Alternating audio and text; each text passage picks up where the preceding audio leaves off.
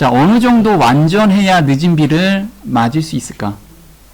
우리가 성경에서나 또는 증언의 말씀에서 늦은 비를 맞기 위해서는 완전해야 된다라고 이야기를 합니다. 그런데 그 완전이 어떤 의미인지 우리가 잘 모르게 되면, 또 오해하게 되면 우리 삶이 너무 힘든다는 거죠. 그래서 그 부분을 좀 같이 아는 시간이 좀 됐으면 좋겠습니다. 한번 보겠습니다. 우리는 그분의 충만하심을 구하고 언제나 더욱더 높이 오르고 그분의 품성의 완전에 이르기 위하여 노력하고 있는가? 하나님의 종들이 이 지점에 이를 때 그들은 이마에 인을 받게 될 것이다. 기록하는 천사는 다 이루었다고 선언할 것이다. 그들은 창조와 구속에 의하여 그들을 소유한 그분 안에서 완전해질 것이다. 지금 말씀에서 이런 이야기가 나오죠. 그분의 품성의 완전에 이르기 위하여 노력하고 있는가? 그래서 우리가 이 지점에 이를 때 그 이마에 인이 쳐진다고 합니다. 자, 그럼 우리가 지금 현재 예수님의 품성의 완전에 지금 어느 정도 도달했나요? 네. 그럼 이건 너무 부담스럽잖아요. 또 한번 볼게요. 우리의 품성에 하나의 점이나 흠이라도 있는 동안에는 우리들 중 아무도 하나님의 인을 받지 못할 것이다. 우리의 품성에 있는 결함들을 고치고 심령의 전에서 모든 불결을 정결케 하는 일이 우리에게 맡겨져 있다. 그것들이 고쳐지고 정결케 될 때 오순절날 제자들에게 이른 비가 내렸던 것처럼 늦은 비가 우리에게 내릴 것이다. 지금 여기서 말씀하시는 것은 제자들이 이른 비를 맞은 것처럼 우리가 늦은 비를 맞을 수 있는데, 어떤 자들이 맞냐면 우리의 품성에서 하나의 점이나 흠이라도 있는 동안에는, 그래서 흠이나 점이 없어야지만 인을 맞는다고 합니다. 그래서 이게 어떤 뜻인지 좀 우리가 깊이 좀 아는 시간이 좀 됐으면 좋겠습니다. 자, 우리가 늦은 비를 맞으려면 오순절날 제자들이 이른 비를 맞는 그 경험을 한번 연구를 해보면 되겠죠. 그러면 우리도 제자들처럼 준비하면 되죠. 그게 무엇인지 좀 볼게요. 십자가에 돌아가시기 전날 밤 제자들의 신앙적 품성 상태는 어떠했는지 우리가 한번 보자고요. 제자들이 예수님이 저렇게 이제 만찬을 차려 놓으셨는데, 이때 제자들은 요게 바로 십자가 돌아가시기 바로 전날이에요. 이때 품성이 완전했었나요? 제자들이. 한번 보겠습니다. 누가복음 22장 7절입니다. 유월절 양을 잡을 무교절일이 이른지라 이르시되 내가 고난을 받기 전에 너희와 함께 이 유월절 먹기를 원하였노라. 저희가 서로 묻되 우리 중에서 이 일을 행할 자가 누구일까 하더라. 또 저희 사이에 그중 누가 크냐 하는 다툼이 난지라. 자, 지금 유월절 양 잡는 무교절이라고 했습니다. 그래서 십자가 바로 전날에 제자들의 상태는 24절에 또 저희 사이에 그중 누가 크냐 하는 다툼이 난지라. 그래서 제자들은 품성이 온전한 게 아니고 다투고 있었어요. 계속. 우리도 다투고 있지 않나요? 누가 뭘 하면 뭐 마음에서 막 올라오기도 하고 막 그러죠. 우리 상태하고 거의 별반 차이가 없죠. 여기서 다투다라는 뜻은 원어로 필로레이키아라고 하는데 논쟁, 다툼을 좋아함이란 뜻이에요. 그래서 제자들의 마음에는 다툼을 좋아하는 마음이 있었어요. 우리도 다툼을 좋아하는 마음이 있죠. 우리와 똑같은 상황이에요. 근데 제자들은 아주 짧은 시간에 이른 비를 받았어요. 준비가 돼서. 우리도 그렇게 될 수 있다라는 희망을 지금 주고 있어요. 그래서 싸우고자 하는 투쟁 정신과 열기를 암시한다. 6월절 식사 내내 이런 불화의 물밑 조류는 계속되었다. 그래서 그 분위기가 예수님이 볼 때 3년 반 동안 제자들을 가르쳤는데 너무 한심한 거예요. 예수님은 이제 곧 십자가에서 못 박히셔야 되는데 십자가에 못 박히시기 바로 전날까지도 제자들은 서로 잘났다고 지금 이야기를 하고 있다라는 거예요. 싸우고 있다라는 거죠. 제가 만약에 예수님이었으면 진짜 답답했겠죠. 한번 볼게요. 그리스도의 앞에서 진행된 이와 같은 논쟁은 그분의 마음을 슬프고 상심되게 하였다. 그들은 하나같이 마음속으로 그 왕국에서 가장 높은 자리를 차지하려고 기대하고 있었다. 그들은 자신을 스스로 평가하였고 서로를 평가하였단 바 저희 형제들이 더욱더 가치 있다고 생각하는 대신에 자기 자신을 첫째로 내세웠다. 그리스도의 보좌의 좌, 우편에 앉게 해달라는 야고보와 요한의 요구는 다른 제자들의 분노를 일으켰다. 두 형제가 감히 가장 높은 지위를 요구한 것이 열 제자들을 격분시켜 서로를 멀리하게 하였다. 지금 이때 상황을 설명을 한 건데 지금 서로를 평가했고 자기가 가장 잘났다고 생각을 해요. 그리고 예수님 좌우편에 야고보와 요한은 앉게 해달라고 요구를 한 거예요. 그러니까 다른 제자들은 분이 올라온 거죠. 분이. 이 상태가 바로 십자가 돌아가시기 전날 밤이었어요. 그래서 예수님께서는 그 분위기를 보시고 말씀을 하신 게 누가복음 22장 25절이요. 예수께서 이르시되 이방인의 임금들은 저희를 주관하며 그 집권자들은 은인이라 칭함을 받으나 너희는 그렇지 않을지니 너희 중에 큰 자는 젊은 자와 같고 두목은 섬기는 자와 같을지니라. 그래서 두목이 되려면 이제 예수님의 나라에서는 섬기는 자가 돼야 된다라고 지금 말씀을 하고 계세요. 자, 여기서 수석 제자가 있죠. 수석 제자가 바로 베드로였습니다. 베드로의 상태를 한번 보도록 할게요. 그 베드로는 예수님 바로 옆에서 기적과 이적을 가장 많이 봤죠. 그리고 경험도 했어요. 물 위를 걷는 경험까지 했어요. 그런 베드로는 어떤 신앙을 가지고 있었는지, 자, 누가복음 22장 31절입니다.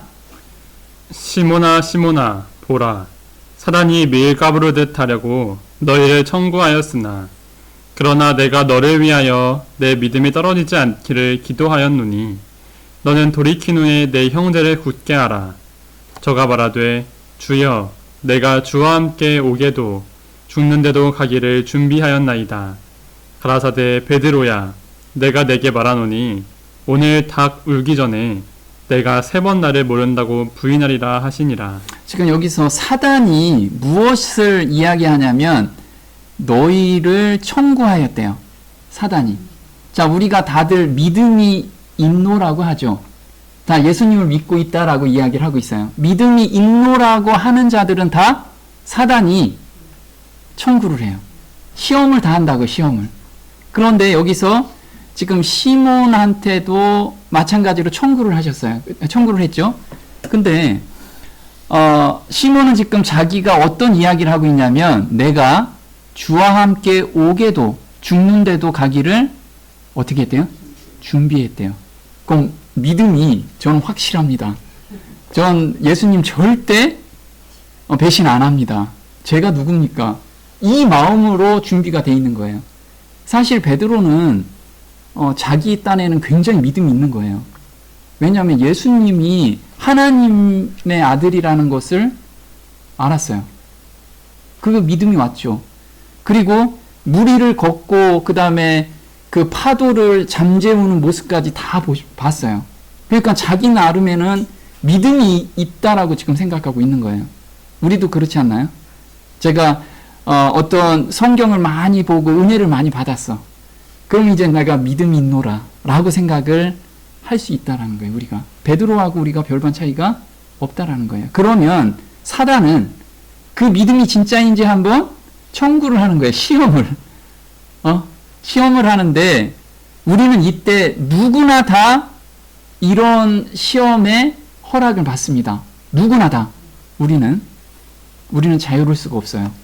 근데 한번 볼게요. 자만심으로 가득 찬 베드로는 자신 있게 그리스도께서 그에게 경고하신 일이 결코 일어나지 않을 것이라고 하였다. 그의 자만심은 자기 파멸을 입증하였다. 그는 사단에게 자기를 시험해보라고 사단을 시험해보았다. 그리고 그는 교활한 원수의 관계에 걸려들었다. 그리스도께서 그를 가장 필요로 할 때에 그는 원수의 편에 서서 공개적으로 그의 주님을 부인하였다. 여기서 지금 베드로는 자만심으로 가득 찼는데 사단을 시험해 보았대요. 자, 이 사단을 시험해 보았다라는 뜻이 어떤 뜻일까요? 한번 나 시험해 봐. 이런 뜻이었을까요? 내가 믿음이 있다. 나를 의지하고 있고 나를 지금 돌아봤을 때 잘 믿는 것 같아. 이럴 때 사단한테 시험을 허락한 거예요, 이게. 그러면 나는 할 수 없고 예수님만 매달리고 있을 때는 이걸 시험하지 않는다라는 거예요. 근데 내가 무엇인가를 지금 이루고 있어. 무엇인가를 하고 있다라고 생각할 때는 사단한테 시험해봐라 라고 지금 허락하고 있는 내용이라는 거예요. 자, 근데 자만심으로 가득 찼다라는 것은 그냥 나 자만심이 가득해요가 아니고 실제로 봤기 때문에 이 믿음이 있었던 거예요. 자기가 믿음이 있노라고 생각했던 거죠. 그게 첫 번째, 하나님의 아들임을 보았어요. 이게 누가복음 5장 8절이죠. 시몬 베드로가 이를 보고 예수의 무릎 아래 엎드려 가로되 주여 나를 떠나소서 나는 죄인이로소이다 하니 예수께서 시몬에게 일러 가라사대 무서워 말라 이제후로는 내가 사람을 취하리라 하시니 저희가 베드로를 육지에 대고 모든 것을 버려두고 예수를 쫓으니라. 네, 베드로는 예수님께서 하나님의 아들임을 알았어요. 이때 자기가 믿음이 왔죠. 믿음이 오고 나서 자기는 완전히 죄인이라는 것을 보게 돼요. 그걸 고백하고 회개했죠. 그 다음에 이분을 믿고 내가 평생 살 수 있겠구나 했죠. 그리고 모든 것을 버려두고 예수를 쫓았어요. 엄청난 신앙을 지금 가지고 있는 거예요. 모든 것을 버렸죠. 자, 두 번째는 마태복음 14장 29절에 이렇게 나옵니다. 오라 하시니 베드로가 배에서 내려 물 위로 걸어서 예수께로 가되 배에 함께 오르며 바람이 그치는지라 배에 있는 사람들이 예수께 절하여 가로되 진실로 하나님의 아들이로소이다 하더라. 지금 베드로는 물 위로 걸어갔어요. 예수님을 바라보면서 갔죠. 그리고 또 예수님께서 바람이 그치게 함에 그쳤어요. 이런 능력까지 다 보니까 와, 진짜 하나님의 아들이구나. 이 믿음이 정착되겠죠. 네, 저도 만약에 지금 예수님께서 바람을 잠재우시고 제가 물 위를 걷고 있다 그러면 베드로보다 더 자만심이 있을 것 같아요. 난 믿음이 있는 것 같아. 이 믿음이 정말 진짜 믿음인지 우리가 점검해 봐야 될 거라는 거예요. 우리가 지금 평상시에 예수님과 교제하면서 어떤 큰 이적을 보죠. 마음의 변화하는 거. 그런 것에서 나를 돌아보게 될 때 우리는 사단한테 시험해 보라고 허락하는 그런 상태라는 거예요, 우리가. 자, 십자가에 달려 돌아가실 때 제자들의 믿음을 한번 볼게요. 마가복음 14장 49절입니다. 내가 날마다 너희와 함께 성전에 있어서 가르쳤으되 너희가 나를 잡지 아니하였도다. 그러나 이는 성경을 이루려 함이니라 하시더라. 제 아들이 다 예수를 버리고 도망하니라. 한 청년이 벗은 몸에 배옷 이불을 두르고 예수를 따라오다가 무리에게 잡힘에 배옷 이불을 버리고 벗은 몸으로 도망하니라. 지금 마가가 벗은 몸으로 도망갔죠. 자기가 쓴 글이니까요. 자, 여기서 성경을 이루려 하기 위해서 예수님을 다 버렸어요. 제자들은. 그렇게 믿음이 있고 3년 동안 제자로서 예수님의 그 기적과 이적을 봤는데도 이때 모든 제자들, 요한만 빼고 다 도망갔다라는 거예요.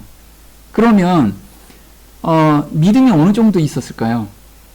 진짜 믿음이 없었죠. 우리가 가지고 있는 믿음은 정말 아무것도 아니라는 것을 여기서 보여주고 있어요. 자, 마태복음 26장 31절에 이렇게 나오죠. 때에 예수께서 제 아들에게 이르시되 오늘 밤에 너희가 다 나를 버리리라. 기록된 바 내가 목자를 치리니 양의 떼가 흩어지리라 하였느니라. 예수님께서는 예언을 읽으면서 이걸 알았죠. 예수님께서 십자가에 못 박힐 때 제자들은 다 흩어질 거라는 것을 아셨어요. 그래서 제자들한테 이거를 미리 알려줬죠. 너희들은 다 나를 버리리라 라고 말씀을 하신 거죠. 근데 요한복음 19장 25절에 누구만 있었냐면 요한만 있었어요. 한번 볼게요. 예수의 십자가 곁에는 그 모친과 이모와 글로바의 아내 마리아와 막달라 마리아가 섰는지라. 예수께서 그 모친과 사랑하시는 제자가 곁에 섰는 것을 보시고 그 모친께 말씀하되 여자여 보소서 아들이니이다 하시고 또 그 제자에게 이르시되 보라 내 어머니라 하신대. 그때부터 그 제자가 자기 집에 모시니라. 여기서 보면 제자들보다 더 믿음이 있는 사람들이 누구예요? 자매들이었어요. 자매들. 그죠? 여기 보면 그 모친과 이모와 글로바의 아내, 그 다음에 마리아와 막달라 마리아. 이 여인들은 정말 예수님 곁에서 같이 예수님이 달리셨을 때 그 고통에 같이 참여를 하고 있었다라는 거예요. 제자들은 다 도망가 있었던 거예요. 그러니까 우리가 이런 믿음을 가지고 있질 않는지 우리 봐야 돼요. 자, 베드로는 또 수석 제자인데 얼마나 믿음을 보여줬는지 한번 볼게요. 자, 마태복음 26장 72절에 이렇게 나오죠. 베드로가 맹세하고 또 부인하여 가로되 내가 그 사람을 알지 못하노라 하더라. 조금 후에 곁에 섰던 사람들이 나와 베드로에게 이르되 너도 진실로 그 당이라. 내 말소리가 너를 표명한다 하거늘 저가 저주하며 맹세하여 가로되 내가 그 사람을 알지 못하노라 하니 닭이 곧 울더라. 이에 베드로가 예수의 말씀에 닭 울기 전에 내가 3번 나를 부인하리라 하심이 생각나서 밖에 나가서 심히 통곡하니라. 네, 우리가 많이 읽은 내용이죠. 베드로는 그냥 부인할 정도만 부인한 게 아니고 어떻게? 저주하며 맹세까지 하면서 부인을 해요. 예수님께는 바로 몇 시간 전에는 결코 내가 죽을지언정 예수님을 부인하지 않겠습니다. 같이 죽겠습니다. 한 그 베드로가 같은 말로 맹세하고 저주까지 하면서 나 그 사람 몰라요. 나 저 사람 몰라요. 이렇다는 거예요. 저 사람 모른다고.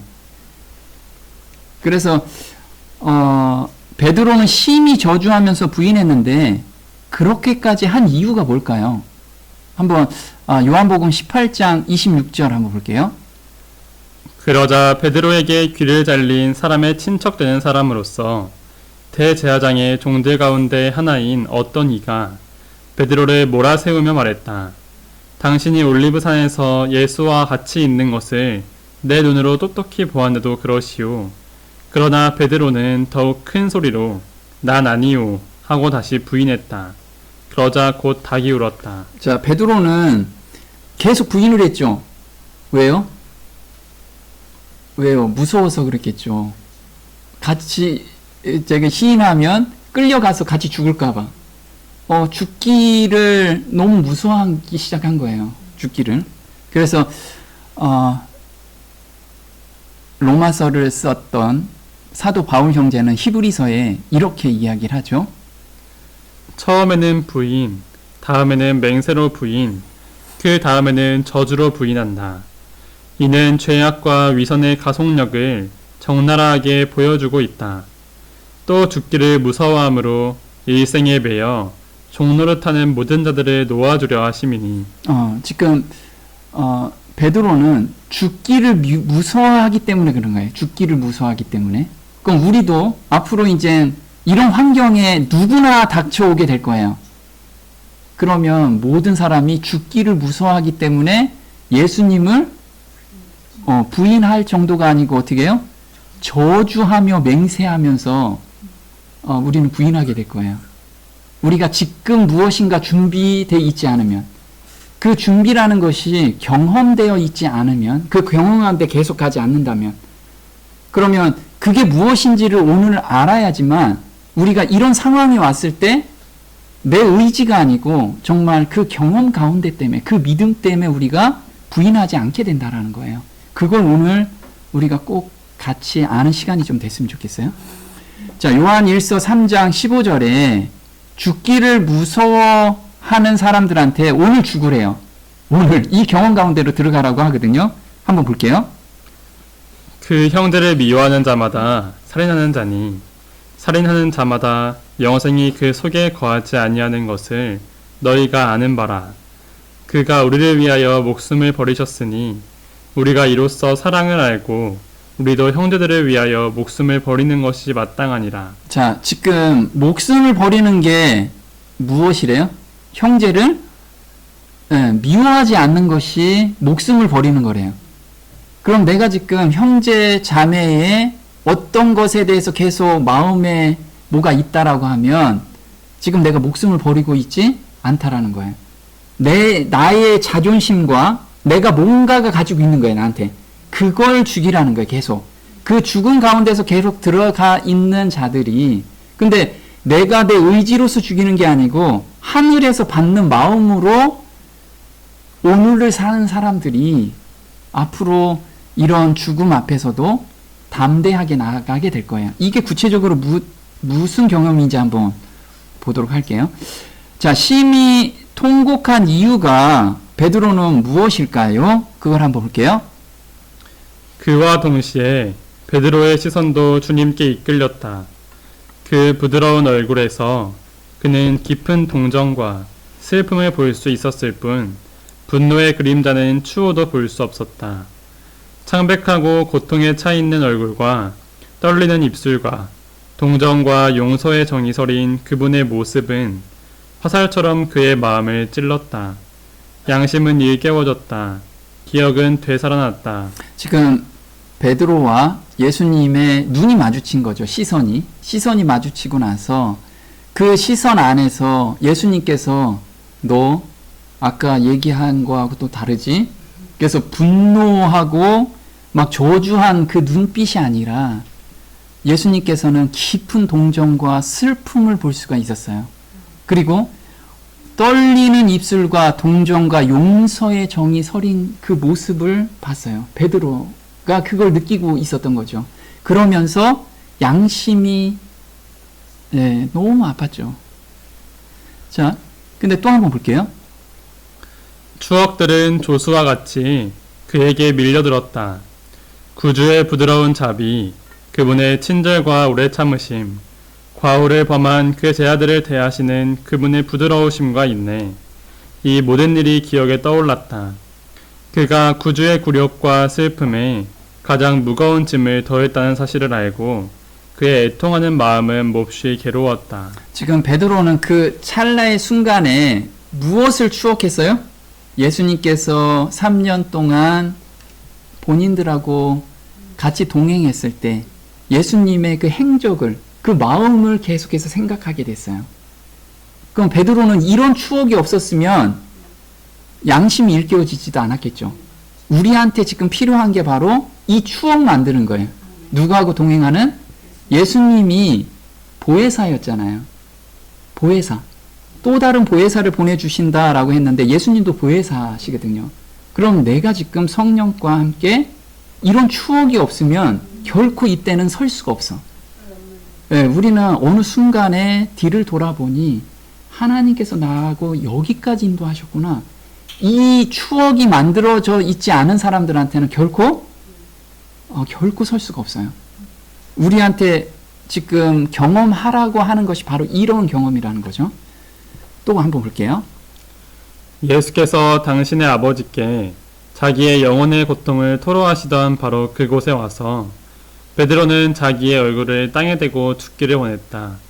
동산에서 깨어 기도하면서 시간을 보냈더라면 베드로는 자기 자신의 연약한 힘만을 의지하도록 버려지지 않았을 것이다. 그는 주님을 부인하지 않았을 것이다. 자, 베드로는 나와서 어디까지 갔냐면 겟세마네 동산까지 자기는 달려갔죠. 그게 바로 영혼의 고통을 토로하시던 바로 그곳, 예수님께서 토로하시던 바로 그곳까지 간 거예요. 근데 거기에서 추억을 계속 회상하다 보니까 마음이 어디까지 가요? 죽기를 원하는 데까지 자기가 너무 싫은 거예요. 우리가 자기가 너무 싫어지는 그 죄에 끌려가서 거기에 굴복하고 이것에 대한 깊은 회개가 이때 일어나게 된 거죠. 깊은 회개가. 자, 베드로는 정말 3년 동안 예수님과 같이 동행을 했지만 품성이 온전했나요? 근데 이때 깊은 회개가 들어가면서 자기를 의지하는 것이 이제 하나도 없어지게 된 거예요. 일도 없어진 거죠. 다 없어지게 되는 상황. 그래서 우리한테 요구하는 완전이라는 건 나를 의지하는 것이 하나도 없고 예수님만 의지하는 그것을 원하시는 거예요. 그게 완전이라는 게, 그게 완전. 내가 무엇을 해서, 무엇은 채식을 하고 시골에 가서 뭐를 해서, 물론 그건 굉장히 중요해요. 왜냐하면 이런 의지하는 마음이 생길 수 있으니까. 그런 환경이 되게 필요하잖아요. 그래서 말씀을 읽고 묵상을 하면서 그런 환경에 들어가면 굉장히 좋죠. 그런데 더 중요한 건 나를 의지하는 것이 없고 예수님만 의지하는 그런 경험 가운데 들어가야 된다라는 거예요. 자, 근데 이걸 어떻게 경험하느냐, 이게 되게 중요하죠. 자, 버리고 도망갈 제자들에게 예수님은 약속을 주셨어요. 어떤 약속을 주셨냐면 마태복음 26장 27절에 이렇게 나옵니다. 또 잔을 가지사 살해하시고 저희에게 주시며 가라사대 너희가 다 이것을 마시라. 이것은 죄사함을 얻게 하려고 많은 사람을 위하여 흘리는 바 나의 피 곧 언약의 피니라. 그러나 너희에게 이르노니 내가 포도나무에서 난 것을 이제부터 내 아버지의 나라에서 새 것으로 너희와 함께 마시는 날까지 마시지 아니하리라 하시니라.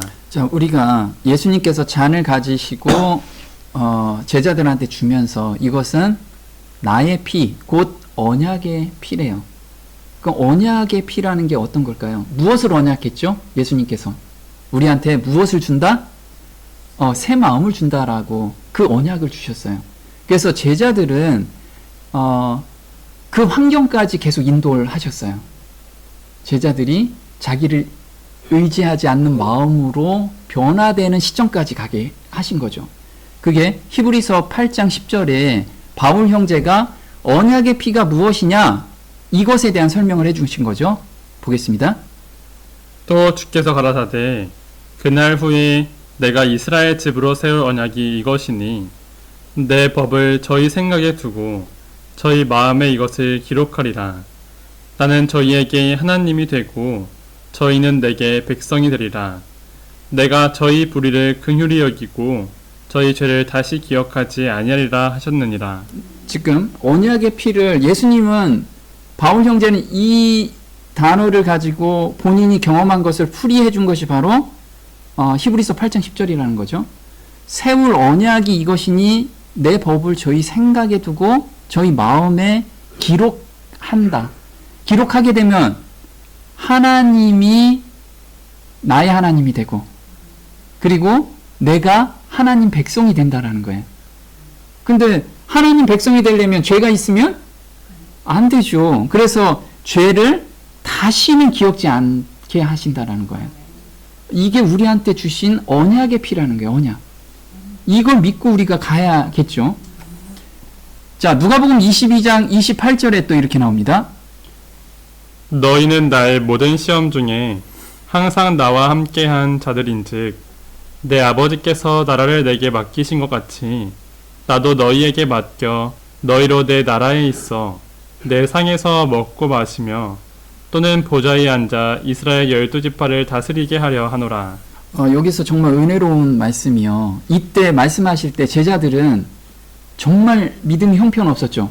형편없었는데 예수님께서 약속하신 건 뭐냐면 너희는 나의 모든 시험 중에 항상 나와 함께 한 자들인즉 함께 했대요. 항상 함께. 자, 우리는 지금 이 세상에 살면서 죄의 유혹에 항상 노출돼 있죠. 그리고 죄에 항상 넘어가. 그렇죠? 그런데 그게 중요한 게 아니야. 그것도 중요하다고 보지만 더 중요한 것은 모든 시험 중에 나와 항상 함께 했느냐 이걸 보게 된다는 거예요. 우리가 이걸 매달려야 된다라는 거예요. 내가 비록 넘어질지라도 하나님께 내가 매달리고 있으면 그것을 하나님께서는 온전하게 보는 거예요. 그래서 하나님 나라를 받는 자는 모든 시험 중에 항상 예수님께 전가한 사람이라는 거예요. 모든 시험이 오면 내가 처리하는 게 아니고 누구한테 맡겨요? 예수님께 전가하는 사람이 모든 시험 중에 항상 나와 함께한 자라는 거예요. 자, 이게 어떤 내용이냐? 요한 1서 1장 8절이 바로 이런 내용이죠. 만일 우리가 죄 없다 하면 스스로 속이고 또 진리가 우리 속에 있지 아니할 것이요 만일 우리가 우리 죄를 자백하면 저는 미쁘시고 의로우사 우리 죄를 사하시며 모든 불의에서 우리를 깨끗게 하실 것이요. 자, 지금 죄 없이 하는 방법을 저희한테 알려주셨죠. 그게 바로 모든 시험 중에 항상 나와 함께 한 행동이 뭐냐면 저 죄 있어요. 그죠? 그걸 고백하는 자고 우리 죄를 자백하면 하나님께서는 모든 불의에서 우리를 깨끗게 해주신대요. 그럼 우리는 자백으로 우리 모든 죄를 예수님께 드리는 자들, 그 중에서 마음의 변화를 받는 자들이겠죠. 자, 히브리서 4장 15절에 이렇게 나옵니다. 우리에게 있는 대제사장은 우리 연약함을 체휼하지 아니하는 자가 아니요 모든 일에 우리와 한결같이 시험을 받은 자로 돼 죄는 없으시니라. 그러므로 우리가 긍휼하심을 받고 때를 따라 돕는 은혜를 얻기 위하여 은혜의 보좌 앞에 담대히 나아갈 것이니라. 지금 예수님은 모든 시험 중에서 이기셨죠. 모든 시험, 한결같이 우리와 같은 시험을 받으셨다라고 하잖아요. 그래서 내가 지금 받는 어떤 힘든 일과 괴로운 일, 그런 것을 다 해결해 주실 분이 바로 예수님이라는 거예요. 그걸 믿고 그분께 달려가라는 거예요. 그런 자들이 바로 예수님께서 말씀하시는 모든 시험 중에 항상 나와 함께한 자라는 거죠. 그럼 모든 시험이라는 것, 자, 모든 시험은 스가랴서 13장 7절에 이렇게 나옵니다. 만군의 여호와가 말하노라. 칼아 깨어서 내 목자 내 딱된 자를 치라. 목자를 치면 양이 흩어지려니와 작은 자들 위에는 내가 내 손을 들이우리라. 저기서 예수님께서 이 성경 구조를 보고 목자를 치면 양이 흩어질 거다라고 이야기를 해요. 그런데 예수님께서 긍휼히 여길 자는 바로 작은 자들이라는 거예요. 작은 자들. 이 작은 자가 누굴까요? 긍휼히 여길 자가 바로 작은 자예요. 근데 작은 자가 원어로는 차아르라고 하는데 하찮다, 비천하다라는 뜻이에요. 나는 믿음이 있어요. 나는 이 정도면 그래도 천국 갈 티켓이 좀 있죠. 이런 자 말고 저는 죄인입니다. 한 자들만 예수님께서 긍휼히 여기신다라는 거예요. 그래서 우리가 마태복음 5장 3절에 심령이 가난한 자, 이게 바로 작은 자라는 거죠. 심령이 가난한 자는 복이 있나니 천국이 저희 것이며 의를 위하여 핍박을 받는 자는 복이 있나니 천국이 저희 것임이라. 그래서 우리가 예수님께 달려가는 거는 나의 어떠함이 아니고 나는 죄인입니다. 이것을 인정하면서 가는 자. 그래서 베드로가 그때 자기가 죽을 만큼 자살하고 싶을 만큼 자기가 미워진 거예요. 그런 마음 상태가 간 거죠. 자, 베드로의 회복 과정입니다. 회개한 증거를 보여줘야 회복이 되겠죠. 그래서 지금 아까 누가복음 22장 31절에 보면 베드로는 예수님께 저는 예수님 절대 놓치지 않겠습니다. 그렇게 했는데 3번이나 부인했죠. 그걸 누가 다 봤어요? 제자들이 다 봤어요. 제자들이. 자기 동료 제자들이. 수석 제자인데 그럼 동료 제자들이 베드로 말을 믿을까요? 안 믿어. 그런데 예수님이 볼 때 베드로는 이제 회개했어요. 그 마음을 딱 보니까 이제 받을 만한 믿음이 된 거야. 그래서 예수님께서 부활하시고 베드로한테 몇 번 물어보죠? 3번 물어봐요. 네가 나를 사랑하느냐? 이 3번 물어보죠. 이 3번을 똑같이 말씀을 하신 거예요. 그런데 그때 베드로가 당연하죠. 예수님, 제가 얼마나 예수님을 믿는데요? 이렇게 답변을 하지 않았어요. 그때는 자기를 의지하는 것이 전혀 없고, 제가 예수님을 사랑하는 것은 예수님이 아시잖아요. 예수님만 오로지 믿는 그 믿음 상태로 바뀌어 있는 것을 모든 제자들한테 알려준 거예요. 그러니까 깊은 회개에 들어간 것을 제자들이 보게 된 거죠. 보고 나서 제자들이 이제 회복이 된 거예요. 그 관계가 회복이 된 거죠. 자, 한번 돌이킨 후 이것을 보도록 할게요. 베드로가 주님을 부인한 것은 그가 전에 충성을 고백한 사실과 비교할 때 매우 부끄러운 일이었다. 그가 사도의 직분을 다시 받도록 부르심을 받기 전에 베드로는 모든 형제들 앞에서 그가 회개한 증거를 보여야만 하였다. 복음은 악과 타협하지 않는다. 그것은 죄를 변명할 수 없다. 은밀한 죄는 은밀히 하나님께 자복해야 하며 드러난 죄는 공견하게 자복하여야 한다. 네, 그래서 본인이 정말 어떤 죄를 잘못 범했다면 우리 형제 자매들과 교제 가운데 들어가려면 회개한 부분들을 이렇게 고백해야 돼요. 그 드러난 죄는. 근데 은밀한 죄는 하나님과 또 같이 그거를 회복시켜야겠죠. 이런 상태로 들어가야지만 우리가 온전한 교제가 이루어날 수 있다는 거죠. 또 볼게요. 베드로는 3번이나 주님을 공공연하게 부인하였다. 예수께서도 3번씩이나 반을 놓친 화살과 같은 이 날카로운 질문을 그의 상처받은 마음에 화급하게 던짐으로써 그의 사랑과 충성의 보증을 베드로에게서 끌어내셨다. 모인 제자들 앞에서 예수님은 베드로의 회개의 깊이를 나타내셨으며 한때 자만스럽던 제자가 얼마나 완전히 겸손하게 되었는지를 보여주셨다. 네, 그래서 베드로의 회개의 깊이를 나타내셨고 그 다음에 완전히 겸손하게 된 그 모습을 이 대답에서 제자들은 다 이젠 정말 바뀌었네. 우리 형제자매들 볼 때 마음이 바뀌고 교제를 하다 보면 말투가 완전히 바뀌어 있죠. 그래서 그 말투 들어보면 와 진짜 사람이 바뀌었네. 이걸 느낄 수가 있다라는 거죠. 그래서 그리스도의 은혜로 격정을 제어하고 자신을 믿지 않게 되었다. 베드로는 자기의 격정 어린 그 품성에서 나오는 그 욱하는 성질이 있죠. 그게 나오려고 하면 이 생각이 나는 거예요, 항상. 그래서 우리가 보통 음식을 먹다가 채끼가 있죠. 채끼가 있으면 여기 뭐 하나가 걸려 있어. 이 걸려 있는 그 경험을 주시는 거예요. 그래서 우리가 죄를 범하려고 해도 그 걸려 있는 마음, 그 예수님을 더 이상 내가 가슴 아프게 하고 싶지 않은 그 마음, 그 경험 가운데 우리는 깊이 더 계속해서 인도해 주실 거예요. 그럼 우리가 죄를 짓고 싶어도 이 결리는 마음 때문에 죄를 못 지어, 죄를. 이 마음까지 우리는 계속 인도해 가시는 그런 사람들이 늦은 비를 받게 될 거예요. 한번 볼게요. 그는 실패하기 전에는 늘 지각 없이 순간적인 충동에 따라 말을 하곤 했었다. 그는 항상 다른 사람의 일을 바로잡으려고 했으며 그는 자기 자신이나 자기가 말하려고 하는 것을 분명하게 이해하지 못하면서 자기의 생각을 표시하려 했다. 그러나 회개한 베드로는 매우 달랐다. 그는 전에 가졌던 격정을 제어하고 그리스도의 은혜로 그의 열심을 조절하였다. 그는 다시는 성급하거나 자신을 믿거나 사고하지 않았으며 조용하고 침착하고 온순했다. 따라서 그는 그리스도의 우리에 든 양 무리는 물론이요 어린 양들을 먹일 수 있었다.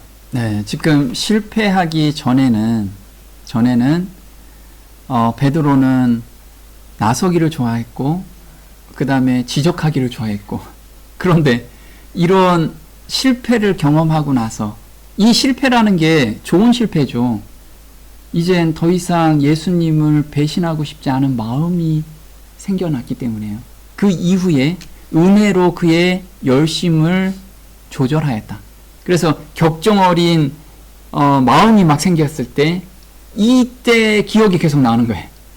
그러니까 자기는 난 겸손해야지 이렇게 다짐한 게 아니고 자연스럽게 겸손해진다라는 거예요.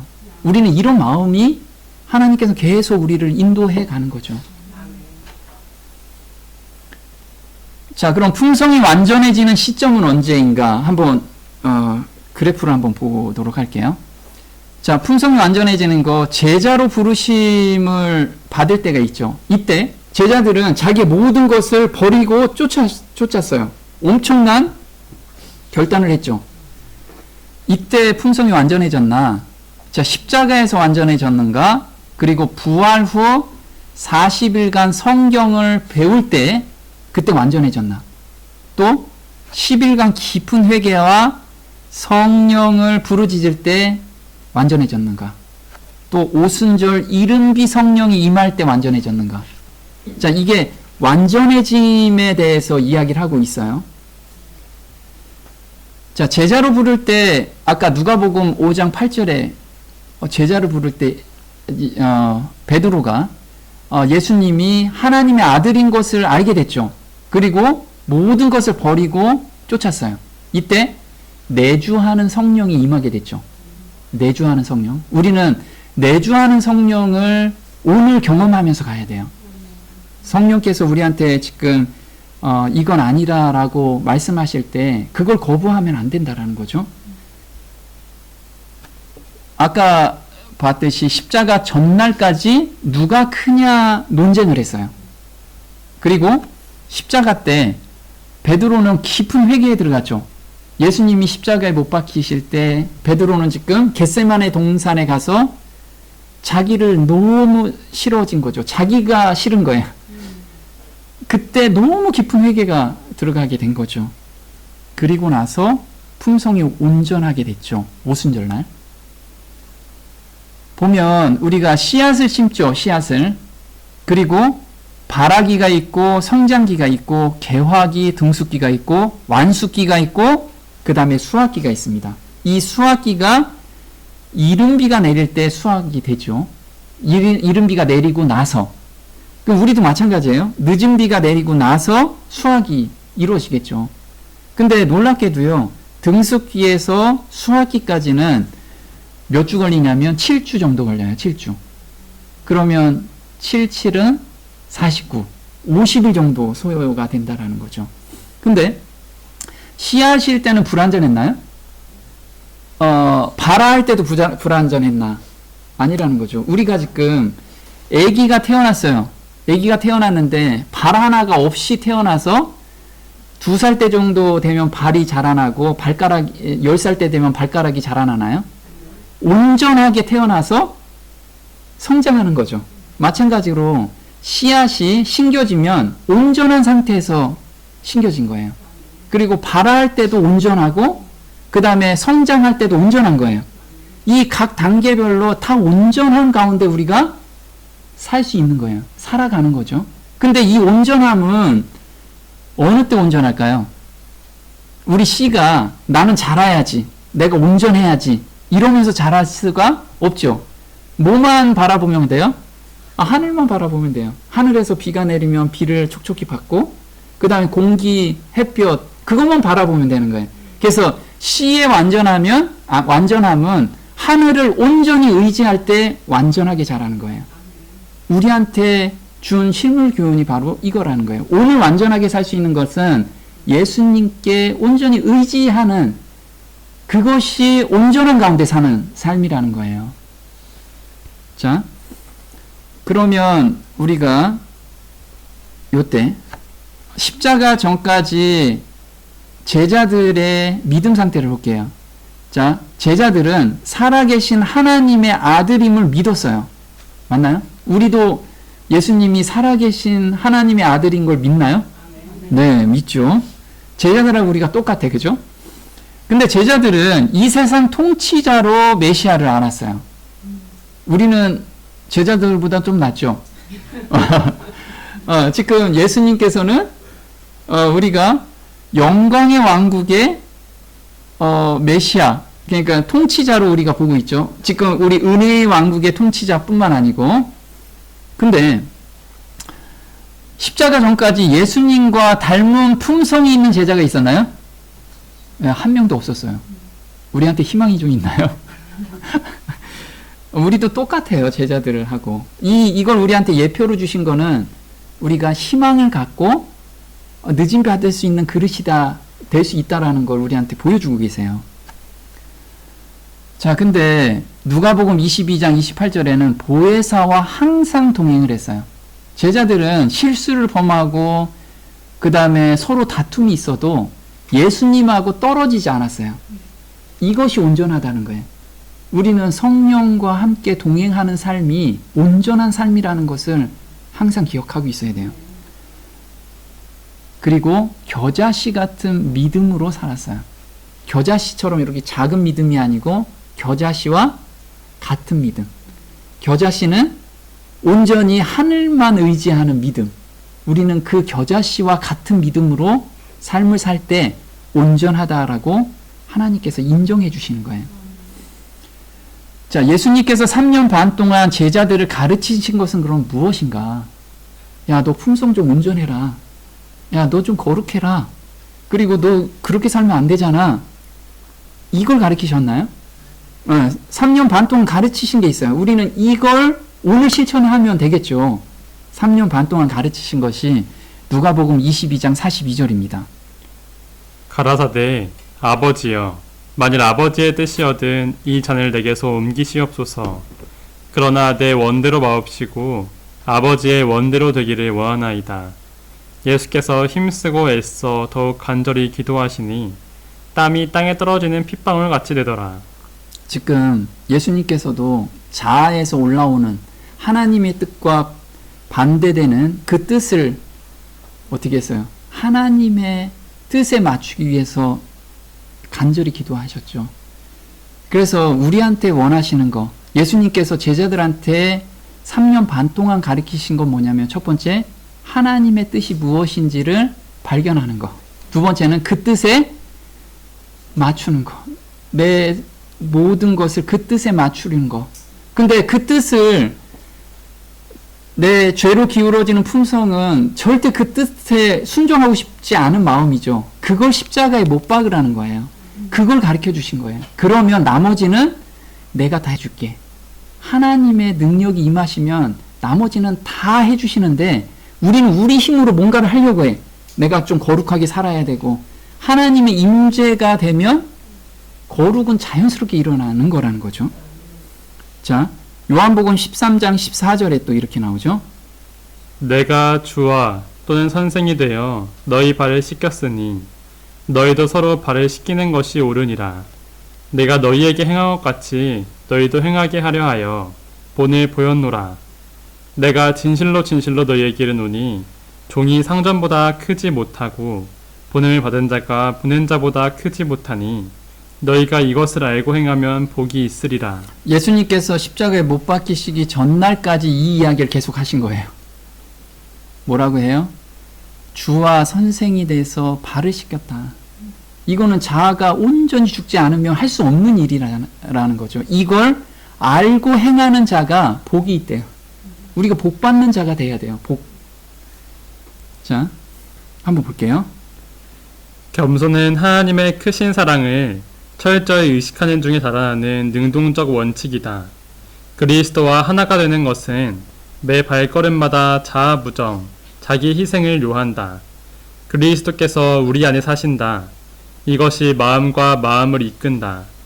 우리들이 다른 사람의 불행을 느낄 수 있는 마음을 가질 때에 우리는 형제로서 사랑하고 친절하며 매일의 봉사에서 부드럽고 예의 바르게 되도록 인도함을 받는다. 자, 여기서 보면 겸손이라고 이야기하죠. 나 겸손해야지. 우리 세상 살면서 좀 겸손하게 살자. 이 얘기를 하는데, 사실 겸손은 어떻게 나타나냐면 하나님의 크신 사랑을 철저히 의식하는 중에 능동적으로 생겨나는 거래요. 능동적으로. 나 오늘 겸손하게 해주세요. 이게 아니고 능동적으로 생겨나는 거라는 거예요. 어떤 때? 하나님의 크신 사랑을 철저히 의식할 때. 그래서 우리가 하나님의 사랑을 그럼 어떻게 느끼느냐? 이게 조금 있다가 새 마음이라는 거죠, 우리가. 자, 여기서 보면 또 한 가지가 있어요. 우리들이 다른 사람의 불행을 느낄 수 있는 마음을 가질 때. 이게 왜 갑자기 불행이죠? 우리 다른 사람이 잘 되면 우리 죄로 기울어진 품성에서는 사촌이 땅을 사면 배가 아프죠. 이게 자연스럽다라는 거예요. 근데 그 마음이 없어지고 남들이 불행하면 나의 기쁨이죠. 남들이 불행하면. 근데 남들이 불행할 때 같이 아파주는 마음이 생긴다라는 거예요. 이게 겸손한 가운데 겸손한 마음이 생긴 사람은 자연스럽게 나타나는 현상이라는 거예요. 자연스럽게. 자, 그럼 부활 50일로 이른비 성령을 받았어요. 그죠? 자, 이른비 성령을 받으면 그 다음에는 죄를 막 지을 수 있을까요? 네, 성령의 능력, 권능이 우리한테 임하셔서 죄를 넉넉히 이기는 마음이 생겨요. 우린 이때 온전하게 죄를 제어하고 살 수 있다라는 거예요.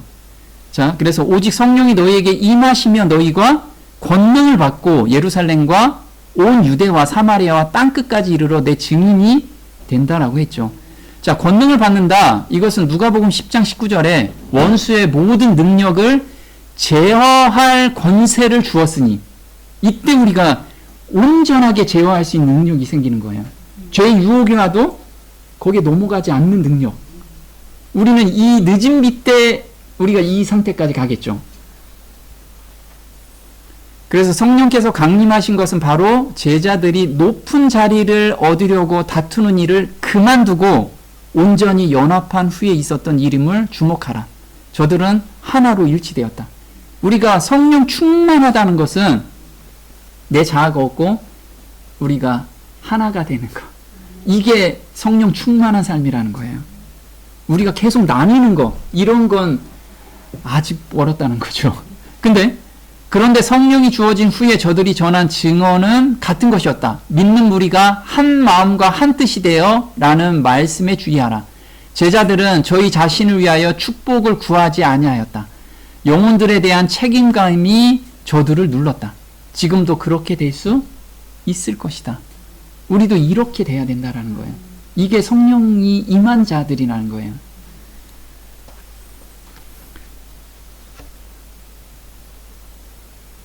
자, 그러면 품성이 온전되는 시점이 이제 제자들이 온전하게 된 시점이 언제예요?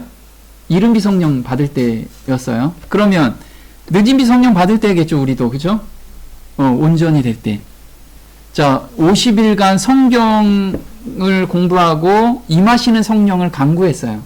그리고 우리도 마찬가지예요. 수학기 때, 그렇죠? 수학기 때. 늦은 비 내릴 때를 우리가 간구해야 돼요. 자, 그러면 늦은 비 받는 그릇이 준비되는 것은 바로 늦은 비 기별이 무엇인지를 알아야겠죠. 우리 많이 공부한 거예요. 한번 볼게요.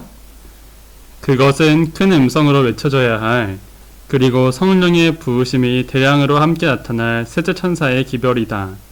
더 나아가 그것은 늦은 비 기별 이후 우리 백성이 만일 그의 충만함 가운데 받아들였다면 계시록 18장 1절 온 땅을 그의 영광으로 환하게 할 기별은 성취되었을 것이다. 자, 여기서 늦은 비 기별이 무엇일까요? 자, 늦은 비 기별은 셋째 천사의 기별은 이렇게 끝을 맺는다. 성도들의 인내가 여기 있나니 저희는 하나님의 계명과 예수 믿음을 지키는 자니라. 그는 이 말씀을 반복하면서 하늘 성소를 가리켰다. 이 기별을 깨닫는 모든 사람들의 마음은 어디로 향해요? 지성소로 향한대요. 이 지성소로 향한다라는 뜻이 무엇인지 볼게요. 하나님의 용서는 단순히 우리를 정죄에서 면하게 해주는 사법적 행위가 아니다. 이것은 죄를 용서할 뿐만 아니라 죄로부터 완전히 돌아서게 한다.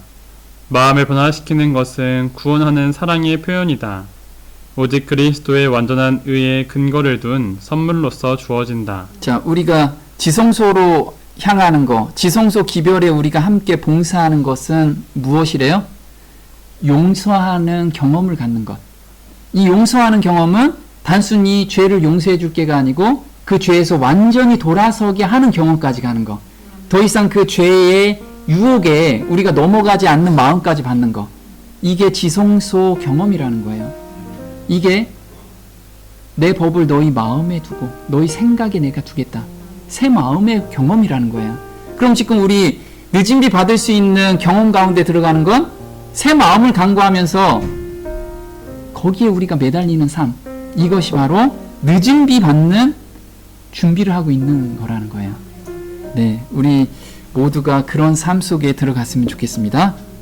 오늘 여기까지 하겠습니다. 마치는 찬미는 168장 주의 은혜가 알기 전